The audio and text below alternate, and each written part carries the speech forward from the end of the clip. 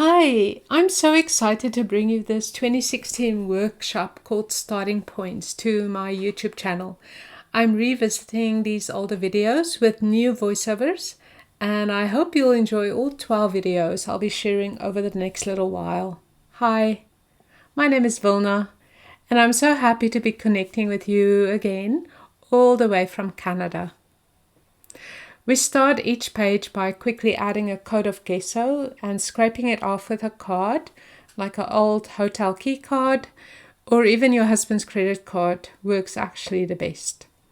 This creates a thin layer between the media and your paper, and we will be starting every page this way. So here's page 0, and I'm using Liquitex ink in lime green. I'm just adding a couple drops, and with a wet brush we'll spread it around in a very thin wash. You'll notice that I'm leaving some white space on the edges. Lately I like to actually tape it off, and because it's so satisfying when you peel off the tape. The illustrations I'm using are ones I've created myself and turned into digital cut files. I print them with my Epson printer and cut them with my Silhouette machine. And you can find these in a bundle linked in the description of each video. And there are a whole bunch of them that you can use for all 12 pages in the Starting Points class. I'm using StazOn ink, which is a dye ink, to stamp these butterflies. And why I like dye ink is because when you use wet media over it, it won't flow. So I'm using this butterfly, I think it's from Tim Holtz, and just from my stash, right? Like everyone has a stash, and just adding a butterfly here and there. I'm not really concerned if the butterflies doesn't print well, because in the end it's just texture for the background. And you'll see later on how we're going to use it as negative space as well. Next up, I'm just going to use a bit of glue to stick down my illustrations. You can even use Mod Podge or any medium to stick it down. I like to print my illustrations on thicker paper, like mixed media paper or even watercolor paper. So then it just keeps its shape nice, even if you use wet media over it. So it's always interesting for me to watch myself work back in 2016-17, and now here I am in 2026 revisiting it. It's fascinating to see how my style has evolved, and also know that many things have stayed the same. I still reach for the same colors. Like here I'm painting with, let me get the name right, Furstenberg green, Liquitex ink. And I've used the same ink. I have the same colors that I have for the last 10 years, and I still use them every day.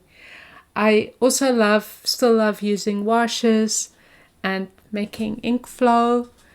So a lot of things have stayed the same. What I really love about this page is how the dark ink dried on top of the lime green. You can see it here, how beautiful those drops dried. And sometimes it's nice to let things just flow and do their own thing, and then dry completely before you move on to the next step. So now I'm working with deep turquoise Liquitex heavy body acrylic paint, and just outlining some of the shapes already on the page. You'll probably hear me repeat this throughout the series, that art is often just a starting point. It's a roadmap that tells you where to go next. And that's exactly what I'm doing here, just following the page. Even the butterflies that didn't stamp perfectly, I love them. Here's there's something beautiful about negative space, like the one I'm painting right there, and how it becomes a shadow, so I kind of love it. Now I'm making marks with a very light wash, mostly water with a touch of paint. You can vary your brush strokes and your brush pressure. Use a dry brush like I'm using there. Or you can just dilute your paint more with water. It's all about experimenting with texture and movement. One thing I always recommend is use clean water and not to work over layers that are still too wet.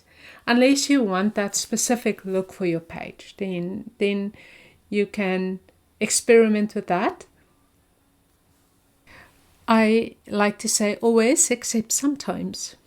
So here I'm using paint to make the marks, and you can also use stencils, spray paint, or different tools, but it's really about playful exploration.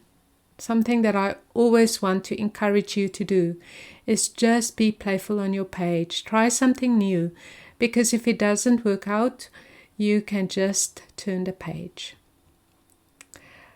I've added some splatters in white. You'll see in a moment. There you go.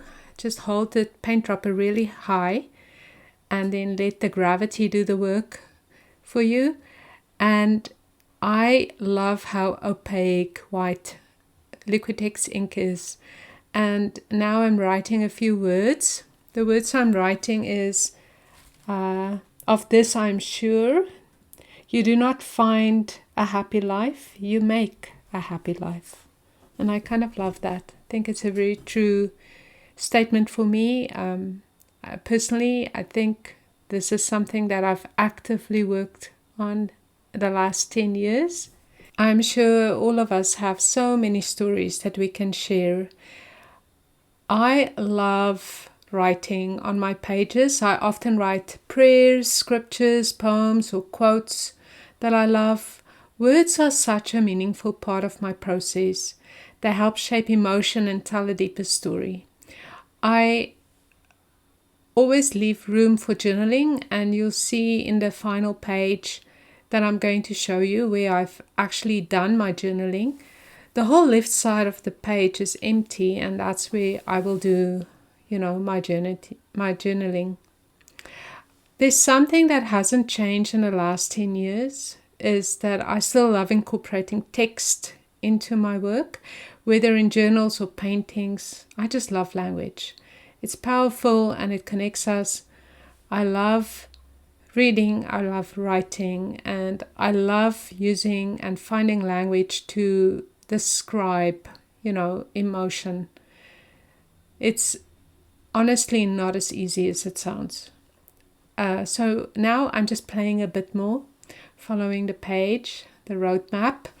And that's one thing that I love most about this process. If I created this page today, it would look completely different, even if I started the exact same way. What a journey, what a journey. So now we are done, and I'm going to let this dry, and here you can see the final page. I've added my journaling. I usually use a permanent felt tip pen like a Sharpie or a Staedtler permanent marker, and everything has come together. I love the final touches of the journaling, and I just want to thank you so much for watching and hopefully to create along with me, and I'll see you in the next video. Bye.